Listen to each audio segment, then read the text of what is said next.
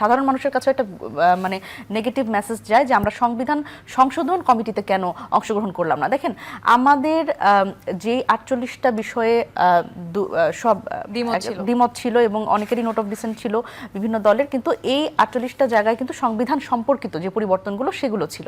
খুবই গুরুত্বপূর্ণ প্রশ্ন। এই প্রশ্নটার মানে অনেক ক্ষেত্রেই এইখানে একটা অসুবিধার জায়গা হচ্ছে যে এই সংবিধান সংস্কার এবং সংশোধন এই দুইটার মধ্যে যে একটা বড় পার্থক্য আছে, এটা স্বাভাবিকভাবেই সরকারি দল এটা স্বীকার করবে না, এটা তাদের একটা কৌশলগত অবস্থান। কিন্তু সেই জায়গা থেকে আমার মনে হয় যে সাধারণ মানুষের কাছে একটা মানে নেগেটিভ মেসেজ যায় যে আমরা সংবিধান সংশোধন কমিটিতে কেন অংশগ্রহণ করলাম না। দেখেন আমাদের যে 48টা বিষয়ে সব দ্বিমত ছিল এবং অনেকেরই নোট অফ ডিসেন্ট ছিল বিভিন্ন দলের, কিন্তু এই 48টা জায়গায় কিন্তু সংবিধান সম্পর্কিত যে পরিবর্তনগুলো সেগুলো ছিল।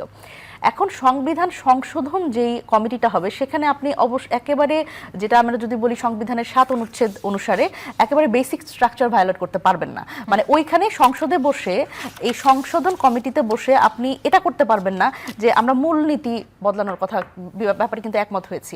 আমরা সেই মুক্তিযুদ্ধের যে মূলনীতি সাম্য, মানবিক মর্যাদা, সামাজিক সুবিচার, ধর্মীয় সম্প্রীতি এই জায়গাগুলোতে কিন্তু আমরা এখানে একমত হয়েছি। সুতরাং এটা যখন আপনি পরিবর্তন করতে যাবেন তখন কিন্তু এই সংশোধন কমিটিতে পারবেন না। এটার জন্য আলাদা একটা সংস্কার সভা লাগবে, যেটা কিন্তু বিএনপিরও 31 দফার 1 নম্বর দফা।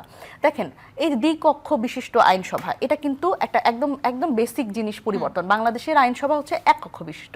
এখানে যখন দ্বিকক্ষ বিশিষ্ট আইনসভা করতে যাব এবং উচ্চকক্ষ একটা বানাবো, উচ্চকক্ষে 100 জন আমরা সিলেক্ট করব, তো সেই জায়গায় এটা কিন্তু বেসিক স্ট্রাকচার। সুতরাং এটাও কিন্তু আপনি সংশোধন কমিটিতে বসে করবেন না। তো এই জায়গাগুলো এবং আরও গুরুত্বপূর্ণভাবে যেই আমরা বলছি যে বাংলাদেশের যে সাংবিধানিক প্রতিষ্ঠানগুলো আছে সেগুলোর চেয়ারম্যান নিয়োগের ক্ষেত্রে একটা আলাদা কমিটির মাধ্যমে করতে হবে, সেটাও কিন্তু আসলে এই সংশোধন কমিটিতে বসে করা সম্ভব না।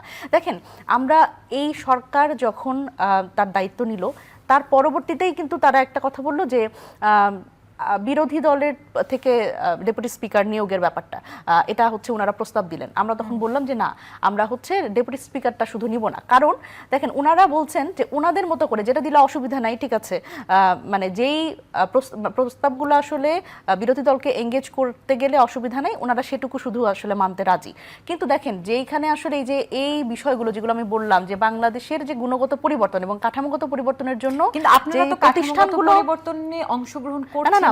প্রতিষ্ঠানগুলো আপনার দলীয়করণের জায়গা থেকে কিন্তু বের করে আনতে হবে। কিন্তু প্রতিষ্ঠানগুলো দলীয়করণের কথা যখন আমরা বলবো যে প্রতিষ্ঠানগুলোতে আলাদা নিয়োগ কমিটির মাধ্যমে একটা হচ্ছে মানে এই চেয়ারম্যানগুলো বসানো, যেমন দুদক হুইচ ইজ নট ফাংশনিং, মানবাধিকার কমিশন ফাংশন করছে না, এবং এগুলো তো এই প্রতিষ্ঠানগুলো তো বহু বছর ধরে এভাবে করে আসলে মানে একেবারে রাষ্ট্রের মানে সরকারের করায়ত্ত করে রাখা হয়েছে। এইগুলো যখন পরিবর্তন করতে যাবেন তখন কিন্তু ওই সংশোধন কমিটিতে কিন্তু আপনি করতে পারবেন না। এবং এই যেটা বললাম যে দ্বিকক্ষ বিশিষ্ট আইনসভা, সংসদটা আরও বেশি প্রতিনিধিত্বশীল করার জন্য আপনি এটা তো সংশোধন কমিটিতে বসে করতে পারবেন না। সুতরাং আমরা যদি এই সংশোধন কমিটির ক্ষেত্রে রাজি হই তাহলে বিএনপির পক্ষ থেকে আমরা যেটা শঙ্কা করি, বিএনপির পক্ষ থেকে বলা হবে যে এই তো আমরা সংস্কার হয়ে গেছে।